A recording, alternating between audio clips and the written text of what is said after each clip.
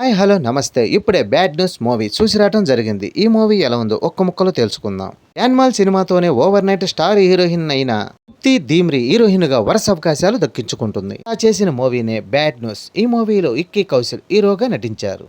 ఇక ఇండెప్త్ స్టోరీలోకి వెళ్తే ఇంటర్నేషనల్ లెవెల్లో అవార్డు తెచ్చుకోవాలనుకుంటున్న సలోని దీప్తి దిమ్రే కుటుంబ సభ్యుల తాకిడి తట్టుకోలేక అఖిల్ షెడ్డా అనగా ఇక్కీ కౌశల్ ని పెళ్లి చేసుకుంటుంది. హనీమూన్కి వెళ్తారు. అక్కడ గొడవ జరగటంతో విడాకులు తీసుకోవాలని నిర్ణయించుకుంటారు. పనిలో భాగంగా ముసోరికి వెళ్లిన సలోనికి గుర్బీర్ పన్ను అనగా అమీర్ విక్కు కాస్త దగ్గర అవుతుంది. దీంతో ప్రెగ్నెంటీ అవుతుంది. అయితే సలోని కడుపులో అఖిల్ గుర్బీర్ కి చెందిన కమలలు ఉన్నారని డాక్టర్ చెబుతుంది. ఆ తర్వాత ఏం జరిగింది, తండ్రులిద్దరు ఏం చేశారన్నది మూవీ చూసి తెలుసుకోవాలి. ఎలా ఉందంటే వినగానే స్టోరీ కాస్త విభిన్నంగా ఉన్నప్పటికీ కూడా కామెడీ కోసమే సినిమా తీశారని అనిపిస్తుంది. కాకపోతే స్క్రీన్ ప్లేతో పాటు నవ్వించాల అనుకోని స్క్రిప్ట్ వరకు సరిగ్గా లేదు. దీప్తి దిమ్రే ఒకేలా అనిపించే యాక్టింగ్ చేసింది. నటన పరంగా ఆమె ఇంకా చాలా మెరుగుపరుచుకోవాల్సిన అవసరం అయితే ఉంది.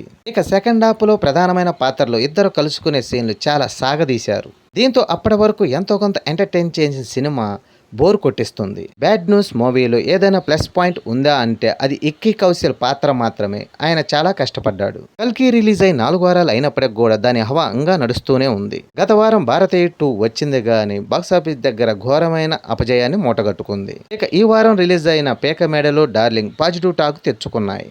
ఇక బ్యాడ్ న్యూస్ మూవీ బాలీవుడ్ ప్రేక్షకులకి నచ్చుద్దేమో కానీ ఎగబడి చూసేంత కంటెంట్ అయితే లేదు. ఈ మూవీ ఓటీటీలో వచ్చిన తర్వాత చూడొచ్చని ప్రేక్షకులు అనుకుంటున్నారు. ఇక నటీనటుల పర్ఫార్మెన్స్, ఈ మూవీలో తృప్తి దిమ్రే ఓకే అనిపించేలా యాక్టింగ్ చేసింది. ఇక ఇక్కీ కౌశల్ అయితే పర్వాలేదనిపించాడు.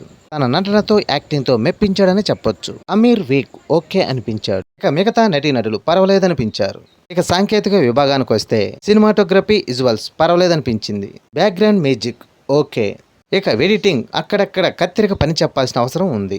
కథ విషయానికి వస్తే కథ కొత్తగా ఉన్నా గానీ కథనం నడిపించే విధానం బోర్ కొట్టించాడు. దర్శకుడు కామెడీతో నడిపించాలని అనుకున్నాడు కానీ అది కూడా వర్కౌట్ అవ్వలేదు. ఇక నిర్మాణ విలువలు సినిమా స్థాయికి తగ్గట్లుగానే ఉన్నాయి. దానికి ఈ మూవీ ఒక భార్య ఇద్దరు భర్తలు అనే స్టోరీతో వచ్చి నవ్వించాలనుకొని భంగపడింది. నన్ను అడిగితే ఈ మూవీ లైక్ తీసుకోండి. ఈ వీడియో నచ్చితే లైక్ చేయండి, షేర్ చేయండి, ప్లీజ్ సబ్స్క్రైబ్ చేయండి.